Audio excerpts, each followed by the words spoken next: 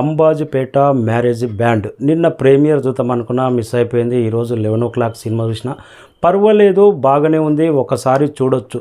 2007లో జరిగిన సంఘటన ఆధారంగా డైరెక్టర్ తెరకెక్కించిండు. పక్కా పల్లెటూరు స్టోరీ. ఒకప్పుడు పల్లెటూరులో ఎలా ఉండేది, మర్యాదలు కానీ కులం బట్టి మర్యాదలు, కులం బట్టి పిలుపు ఉండేది. అదే స్టోరీ డైరెక్టర్ తెరకెక్కించిండు. ఒక అప్పర్ క్యాస్ట్ అమ్మాయిని లో క్యాస్ట్ అబ్బాయి ప్రేమిస్తే జరిగే పరిణామాలు ఏంటి అనేది డైరెక్టర్ తెరకెక్కించిండు. దీంట్లో ఒక పాయింట్ జోడించిండు. హీరోకి ఒక సిస్టర్ క్యారెక్టర్ జోడించి బలంగా తీర్చిదిద్దిండు. ఇంటర్వెల్ వరకు బాగానే ఉంది. సుహాన్ వేసే డ్యాన్స్ కానీ కొన్ని డైలాగులు కానీ చాలా బాగా ఆకట్టుకుంటుంది. ఇంకా క్లైమాక్స్ మాత్రం డైరెక్టర్ బాగా చూపెట్టిండు. సూపర్గా డిజైన్ చేసిన మొత్తంలో క్లైమాక్స్ ఆకట్టుకుంటుంది. పర్వాలేదు, చూడొచ్చు అనే విధంగా ఉంది. మెయిన్ ముఖ్యంగా హీరోకు అక్క క్యారెక్టర్ చేసిన అమ్మాయి అయితే సూపర్గా తన క్యారెక్టర్ ఫుల్ లెంత్ లాస్ట్ చనిపోయినంత వరకు సినిమా స్టోరీ బేస్ మొత్తం తన క్యారెక్టర్ మీదనే నడుస్తుంది. క్లైమాక్స్ కూడా తన క్యారెక్టర్ బేస్ మీదనే ముగుస్తుంది. తన క్యారెక్టర్ బాగా డిజైన్ చేసిండు. ఇంకా హీరో సుహాన్ క్యారెక్టర్ కూడా పర్వాలేదు. ఒక హీరో మెటీరియల్ అనేది ఎక్కడ చూపెట్టకుండా ఒక క్యారెక్టర్ లాగా చూపెట్టిండు. పుష్ప సినిమాలో కేశవ్ క్యారెక్టర్ ఉంటుంది కదా, దీంట్లో full length role. Hero character ఎంత ఉంటుందో మన కేశవ క్యారెక్టర్ కూడా అంతే ఉంటుంది. చాలా బాగా ఆకట్టుకుంటుంది.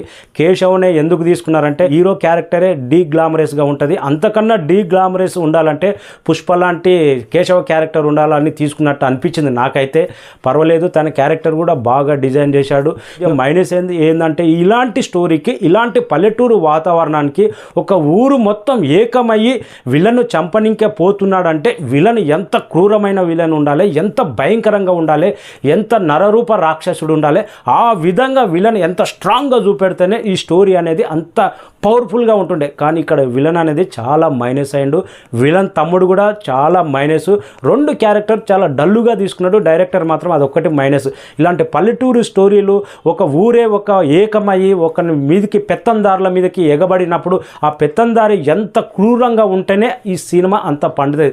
కానీ దీంట్లో మాత్రం అది చాలా మైనస్ అయింది. హీరో క్యారెక్టర్కు అక్క క్యారెక్టర్ పెట్టి బలంగా తీశాడు. అక్కడ కొన్ని పాయింట్లు చాలా వర్కౌట్ అయినాయి. స్టేషన్లో కానీ, తర్వాత స్కూల్లో తన స్కూల్ టీచర్గా పనిచేసినప్పుడు కొన్ని సంఘటనలు జరిగినప్పుడు కానీ పర్వాలేదు, ఓకే అనిపించింది. ఒకసారి చూడొచ్చు అనిపించే విధంగా సినిమా ఉంది. కానీ సుహాన్ ఒకటి గుర్తించాలి, తన వాయిస్ మీదనే సినిమా నడిచేస్తుంది. అది తన పొరపాటు అనిపిస్తుంది. తన కలర్ బ్లాక్ అయినా కానీ తన మేనరిజం అనేది సెట్ చేసుకొని సినిమాలో ప్రజెంట్ చేస్తే బాగుంటుందని నా ఒపీనియన్. మెటీరియల్ అంటే క్యారెక్టర్ బట్టి మారుతూ తనలోని గ్రేస్ కూడా బయటకు తీస్తున్నారు. అప్పుడే కలర్తో సంబంధం లేదు, బ్లాక్ ఉన్నా వైట్ ఉన్నా ఈ సినిమా ఆడుతుంది అనేది నిరూపించింది. గతంలో ఎంతోమంది చేశారు.